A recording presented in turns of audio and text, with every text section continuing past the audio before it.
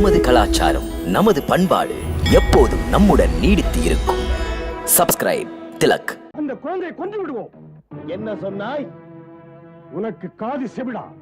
மன்னரிட்ட ஆணை. இந்த நாட்டில் இப்போது பிறந்த குழந்தைகள் அனைத்தையும் கொல்லுங்கள் என்று மன்னர் ஆணை. என்ன சொன்னாய்? பிள்ளையை கொல்லத்தான் இங்கே வந்தாயோ? கோழைகளா இந்த கோகுலவாசிகள்? இவனிடம் என்ன பேச்சு? செய்ய வேண்டியதை செய்து விடுவோம். வாருங்கள்.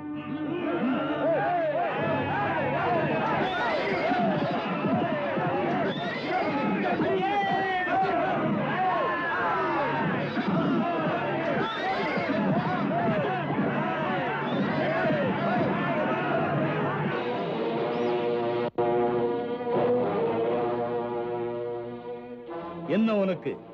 கோகுலம் போனேன் குழந்தை பிறந்ததா என்று பார்க்க போன சமயத்தில் திறமையற்றவன். சொல். கிராம மக்கள் சூழ்ந்து கொண்டார்கள். அதை தாண்ட முடியவில்லை. வாழ் பிடித்த கையா அடங்கியிருந்தது? மக்கள் கையில் பறக்கும் கற்கள். வாழ் பிடித்த கை நடுங்கியது. கல்பட்ட காயம். மக்களுக்கு அத்தனை திமிரா? செல்வோம், படையோடு செல்வோம். அடிப்பட்டவன் அடங்க மாட்டான். இன்னும் ஆட்களை சேர்த்துக் கொண்டு மறுபடியும் வருவான். நாம் சென்று நந்தகோபரிடம் நடந்ததையெல்லாம் மறைக்காமல் சொல்வோம். வேண்டாம், நந்தகோபர் வீட்டில் குழந்தைக்காக பூஜை நடந்து கொண்டிருக்கிறது. இந்த சந்தோஷமான சமயத்தில் இதை போய் சொல்வது சரியில்லை. கோகுலத்து வாலிபர்கள் எது வந்தாலும் சந்திப்பார்கள். போங்கள், நிலைமையை சொல்லுங்கள். கிராமத்து குழந்தைகளை காக்க வாலிபர்கள் வெளியே வரட்டும். போங்கள், இருங்கள். நாம் இங்கு பேசியது எதுவும் நந்தகோபருக்கு தெரியவே கூடாது. ஓம் ஷஷ்டி தேவ்யை நமः. ஓம் ஷஷ்டி தேவ்யை நமः. ஓம் ஷஷ்டி தேவ்யை நமः.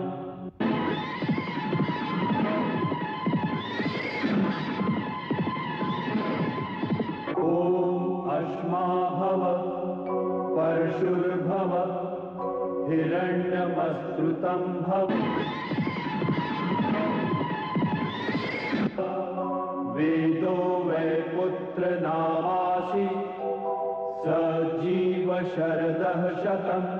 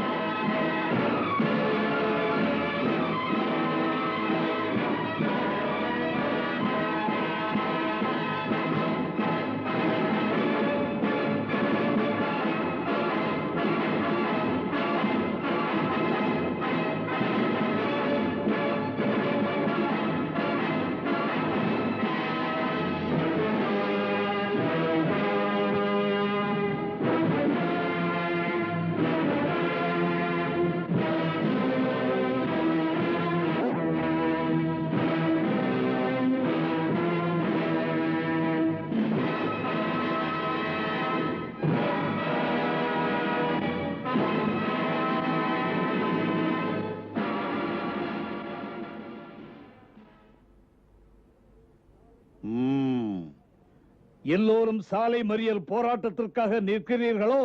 ஆமையா, கிராமத்து மக்களின் கட்டுப்பாடுகள் உனக்கு தெரியாதா? கொடுமைக்கு சாலையை மறிப்பது மக்கள் கடமை. இதனால் பயங்கரமான விளைவுகள் உருவானால் விளைவுகளுக்கு பயந்து கடமைகளை கைவிட முடியாது. கிராம மக்களை மிரட்டுவதற்கு முன்னால் உன் நிலைமையை பற்றி யோசித்துக் கொள். கோகுலத்து குழந்தைகளை நீ உன் கொல்லி கண்ணால் பார்த்தாயானால் உன் கண்கள் அங்கே இருக்காது. கோபத்தை கிளறாதே, தேச துரோகம் புரியாதே.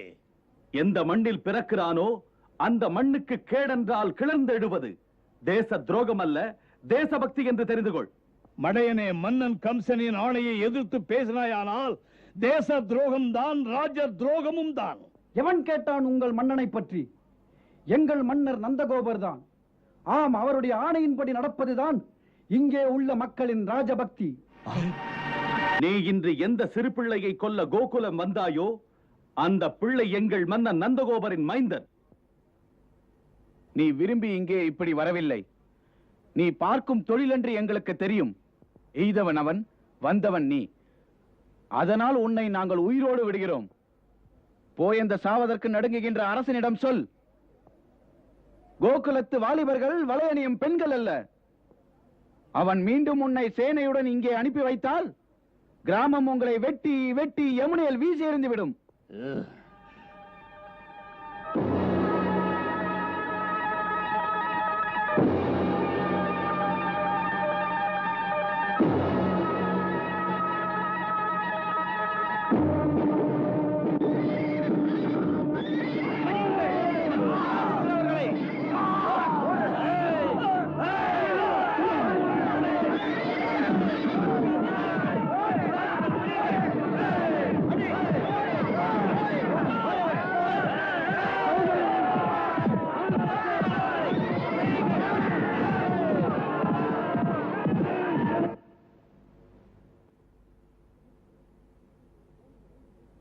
என்ன சொல்கிறாய்?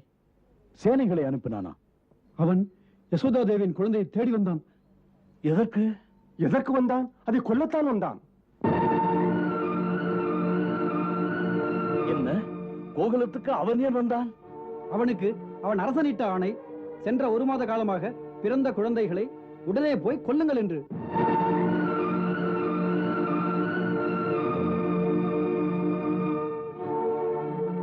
இது நீதி அல்ல.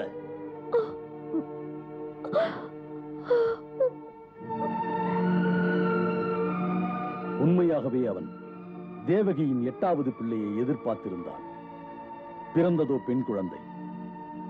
அந்த பெண் குழந்தையும் கூட அஷ்டபுஜ சக்தியாக மாறி எச்சரித்தது. நீ அழிய காரணமான பிள்ளை பிறந்து விட்டதென்று. செத்து விடுவோம் என்ற பயத்தில் சின்னஞ்சிறு குழந்தைகளை தேடி கொல்ல ஆரம்பித்து விட்டான். அவன் பிறந்த குழந்தைகளின் மீது உள்ள பயத்தினால் எதுவும் செய்வான். பிள்ளைக்கு பாதுகாப்புள்ள வேறு ராஜ்யத்திற்கு போய்விடுவோம் இங்கிருந்து. யசோதை தாயே, தப்பு கணக்கு போட்டு விடாதீர்கள். கம்சனின் ஆணை எப்படி இருந்தாலும் கவலைப்படாதீர்கள்.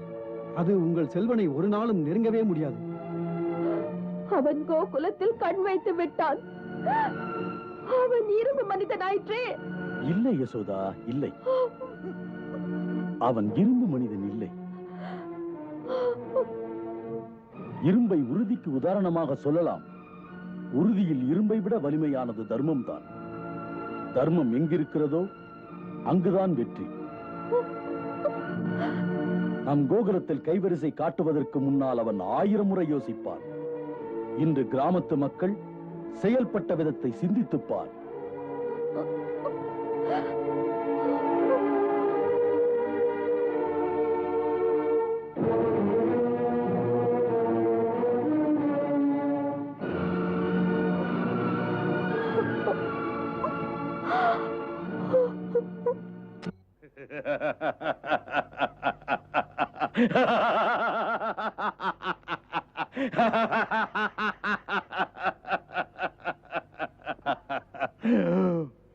ஒரு கிராமத்தின் சிறு கூட்டத்தின் எதிர்ப்பிலே துவண்டு போய் துணிவை இழந்து உயிருக்கு பயந்து ஓடி வந்து விட்டாயா? உன்னுடைய வீரத்தினால் பாராளுகின்ற இந்த கம்சனின் புகழ்கொடி உயர்ந்தது. பாராட்டு. சபையே உன்னை பாராட்டுகிறது. கிராமத்து மக்களுக்கு அத்தனை விழிப்புணர்ச்சியா? இந்த கம்சன் ஒரு எரிமலை என்பது அவர்களுக்கு தெரியாதா? எதிர்ப்பு குரல் கொடுத்த அந்த கிராமத்தையே ஏன் எரிக்காமல் விட்டு வைத்தாய்? என்னை மன்னியுங்கள் அரசே, மன்னியுங்கள். தளபதி எனக்கிட்ட ஆணை. குக்கிராமங்களுக்கு போங்கள். வளர்ந்துள்ள பெரிய கிராமங்களில் மக்கள் அதிகமுள்ள இடங்களுக்கு போகாதீர்கள். போனால் புரட்சி வெடிக்கலாம் என்றார்.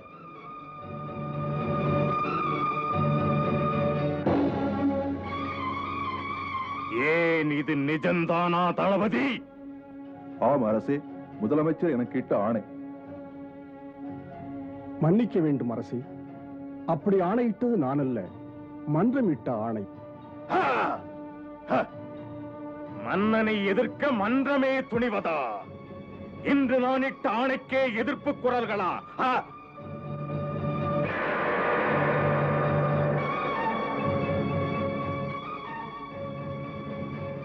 மன்னிக்க வேண்டும் மன்னவா, தங்களது ஆணையை மீறுகின்ற துணிவு இங்கு யாருக்கும் இல்லை. உங்கள் நலன்கள் காக்கப்பட வேண்டும், அதில் அவைக்கு பொறுப்பு உண்டு. எதுவும் புரியவில்லை சாணூரா. மன்னவா, முதலில் 1 மாதத்திற்குள் பிறந்த குழந்தைகளை கொல்ல வேண்டும், அவைகளை கொல்லத்தான் வேண்டும். மக்களிடையே கேட்பார் இல்லாதவர்களின் பிள்ளைகளை யார் போயும் கொல்லலாம். அதே அணுகுமுறையை சமுதாயத்தில் முக்கியமானவர்களிடம் கையாளக்கூடாது. அதுவும் நந்தகோபர் போன்ற நல்லவரின் பக்கத்தில் யாராவது ஒரு வல்லவன் நிச்சயமாக இருப்பான். அந்த மாதிரி இடங்களில் நாம் விரோதித்துக் கொள்ளக்கூடாது. விவேகத்தை பயன்படுத்தி சாதிக்க வேண்டும். என் அபிப்பிராயத்தில் நமது வீரர்களை இப்படி அனுப்புவது சரியாக தோன்றவில்லை. அவர்கள் உங்களைப் பற்றியே சந்தேகிக்க தொடங்கினால் அதன் விளைவாக அவர்கள் பாஞ்சால மன்னரிடம் உதவி கேட்பார்கள். வசுதேவரின் சகோதரி குந்தி தேவியின் மூலமாக அஸ்தினாபுரத்தின் ஆதரவை நாடுவார்கள்.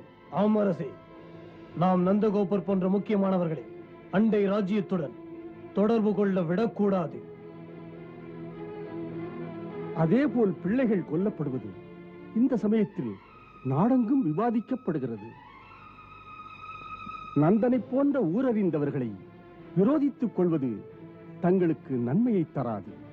இதையெல்லாம் யோசிக்க சொன்னேன் உங்களை. ஒரு கிராமத்து மக்கள் மாமன்னன் கம்சரை அவமானப்படுத்தினால் எதையோ சொல்லி ஏமாற்றுகிறீர்களா? மன்னிக்க வேண்டும் அரசே. எங்கோ ஒரு கிராமத்தில் ஏதோ ஒரு சிலருக்குள் ஏற்பட்ட சிறு சலசலப்பு எங்கள் மன்னருக்கு அவமானமாக தோன்றினால் அதற்கு பொறுப்பு ஏற்கிறேன். நம்பிக்கையோடு சொல்கிறேன், எனக்கு தெரிந்து நந்தகோபர் துரோகியாக செயல்படவே மாட்டார். பொறுப்பு தெரிந்தவர், புறம் பேச மாட்டார். தங்களுக்கு எதிராக அவர் அமைதியை நாடுபவர். அவர் இந்நாட்டு வழக்கப்படி தனக்கு மகன் பிறந்த செய்தியை சொல்ல உரிய முறையில் இங்கே கண்டிப்பாக வருவார். தெரியாதா என்ன?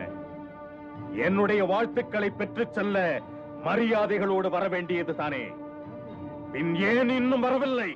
சந்தேகிக்காதீர்கள், அவர் வந்து விடுவார், வந்தே தீருவார். பொங்கி விடாதீர்கள், பொறுமையோடு இருங்கள். அவர் வந்தால்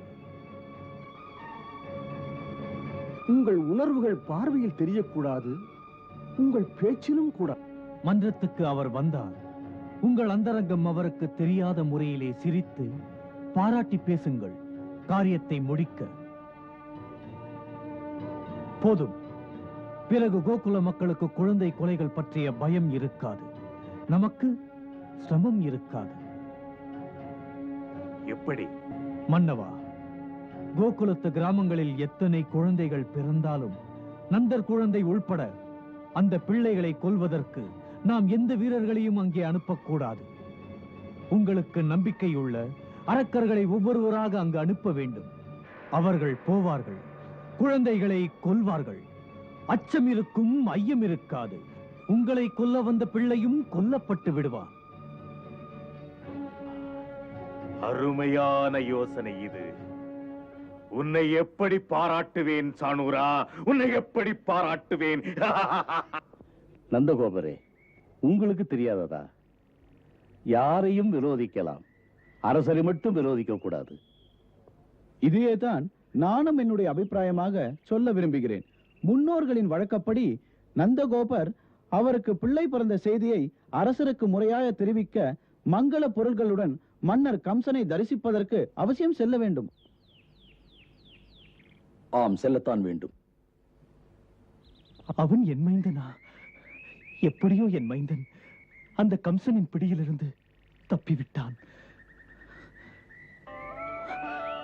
குருதேவா, தாங்கள் இது பற்றி சொல்லி வறண்டு போயிருந்த எனது நெஞ்சுக்குள் அமுதத்தை அள்ளித் தெளித்து என்னை மீண்டும் பிறக்கச் செய்து விட்டீர்கள். அக்ரூரரே, தங்களுக்கு இது பற்றி முன்பே தெரிந்திருந்தும் கூட சிறையில் இருந்த எனக்கு இதை சொல்லாமல் ஏன் இருந்து விட்டீர்கள்? வசுதேவரே, குருதேவர் அந்த விஷயத்தை சொல்ல வேண்டாம் என்று சொன்னார். ஏன் குருதேவா? தீமைகள் குழந்தையை தீண்டாதிருக்க. தீமைகளா? அந்த ரகசியங்கள் எனக்கு தெரிந்தால் என் மைந்தனின் நலன்கள் தீமைக்குள்ளாகுமா? ஆம் வசுதேவரே. அது ஏன் குருதேவா? சத்தியம் மட்டுமே பேசும் உங்களால் அந்த பிஞ்சு குழந்தைக்கு கேடு நேராமல் இருக்க. இந்த விஷயம் உங்களுக்கு தெரிவிக்கப்பட்டிருந்தால் கம்சன் எப்போதாவது பிரச்சனைக்குரிய இந்த விஷயமாக உங்களிடம் கேட்கும் போது உங்கள் வாய் உண்மையைத்தானே பேசும். அதனால் அப்போது அக்ரூரரை தடுத்து விட்டேன். இப்போது உங்களுக்கு சொல்ல வேண்டிய கட்டாயம் நேர்ந்து விட்டது. உங்களுக்கு தேவி ரோகிணியின் மீது எந்த சந்தேகமும் வரக்கூடாது. அதனால்தான் நான் இப்போது சொல்லும் நிலைமை ஏற்பட்டது.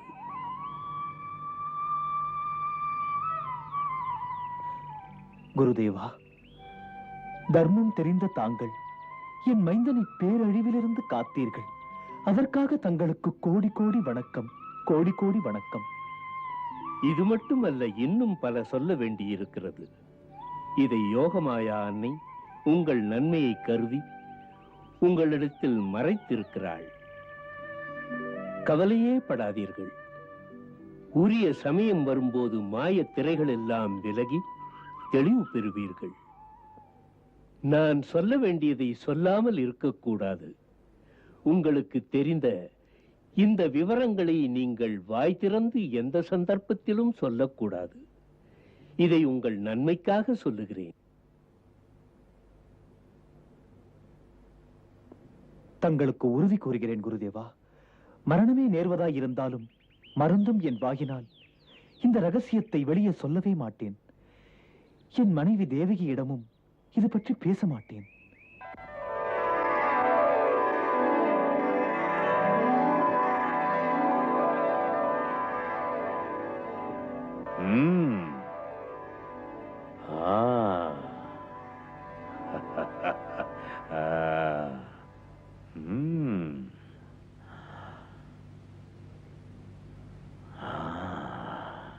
மகிழ்ச்சி, மிக்க மகிழ்ச்சி. அன்பின் அடையாளம் இது. மன நிறைவோடு இவைகளை ஏற்றுக்கொள்கிறேன். நந்தகோபரே, அண்மையில் உமக்கு மைந்தன் பிறந்த விஷயம் கேட்டு அளப்பரிய ஆனந்தம் கொண்டேன். நந்தரே, உமக்கு பிள்ளை எப்போது பிறந்தான்? அஷ்டமி அன்று இரவில்.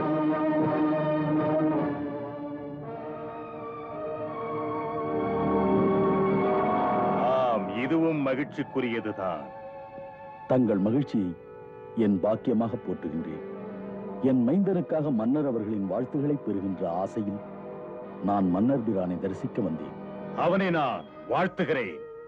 உங்களுடைய மகனுக்காக கேட்கும் போது அவனை வாழ்த்தாமல் இருப்பேனா? வாழ்த்துவேன்.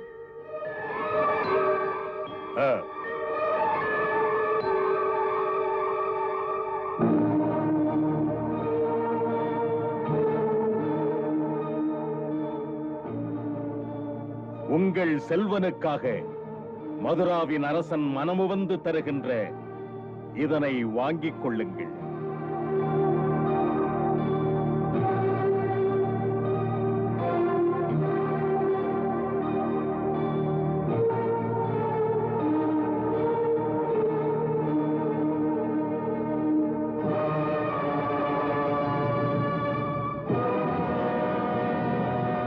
வேந்தருக்கு எத்தனை விரிந்த உள்ளம்! நான் உங்கள் தொண்டன், என்னை உயர்த்தி விட்டீர்கள். இல்லை நந்தகோபரே, இல்லை. உங்களை போன்றவர்களை என் தொண்டனை போல அல்ல, நண்பனை போல மதிக்கிறேன். மதுராவின் இந்த மன்றம் கோகுலத்து மக்களை எல்லாம் என்றுமே கௌரவிக்கும். நீங்களெல்லாம் என்னுடைய வளர்ச்சிக்கு ஆதாரமாக இருப்பவர்கள். பொக்கிஷ பொறுப்பாளர் தெரிவித்தார், கோகுலவாசிகள் என் ஆளுமைக்கு செலுத்த வேண்டியவைகளை காலம் தவறாமல் செலுத்தி விட்டதாக.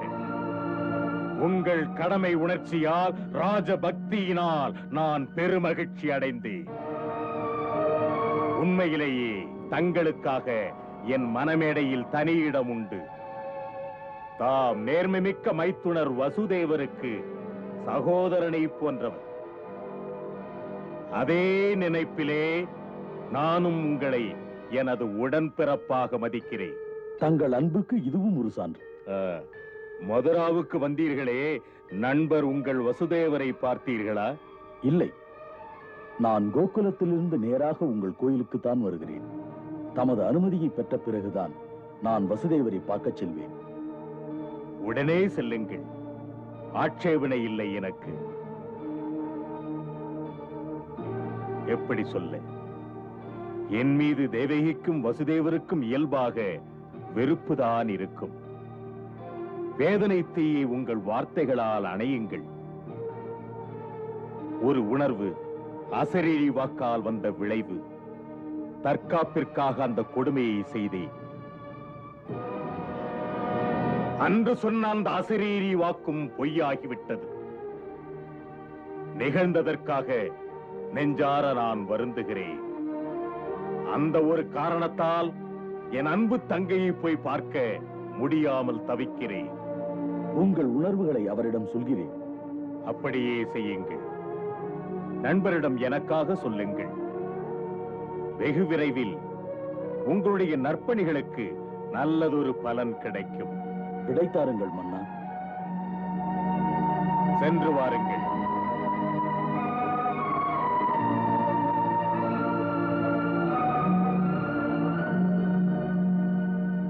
எப்படி புகழ்வேன் அரசே, தங்கள் மொழிகள் தேனில் முக்கி எடுத்த விஷத்துளிகள். சாணூரா, முக்கியமாக ஒன்றை கவனித்தாயா? எதை மன்னவா? நந்தனின் வீட்டிலே பிள்ளை பிறந்த அன்று அதே இரவு சிறைச்சாலையில் இருந்த நமது தேவகிக்கு பெண் குழந்தை அங்கே பிறந்திருக்கின்றது. அந்த இரவு மர்மம் நிறைந்த இரவு. அங்கே நந்தனின் இல்லத்திலே குழந்தை பிறக்கும் அறிகுறியே இல்லை. அன்று அதே இரவு அங்கு நந்தகோபருக்கு ஒரு பிள்ளை குழந்தை பிறந்தது. அதே இரவு தேவகியின் அருகாமையில் பெண் குழந்தை கிடந்தது. அது மானிட குழந்தை அல்ல. என் கையிலிருந்து விலகி அற்புதமான அன்னையின் ரூபத்துடன் நின்று அது என்னை பார்த்து சொன்னது, உன் மரணத்திற்கு காரணமானவன் பிறந்து விட்டான் என்று. சாணூரா, உண்மை விளங்கிவிட்டது. இந்த பிள்ளைதான், இதுதான் தேவகிக்கு 8ஆவதாக பிறந்த பிள்ளை.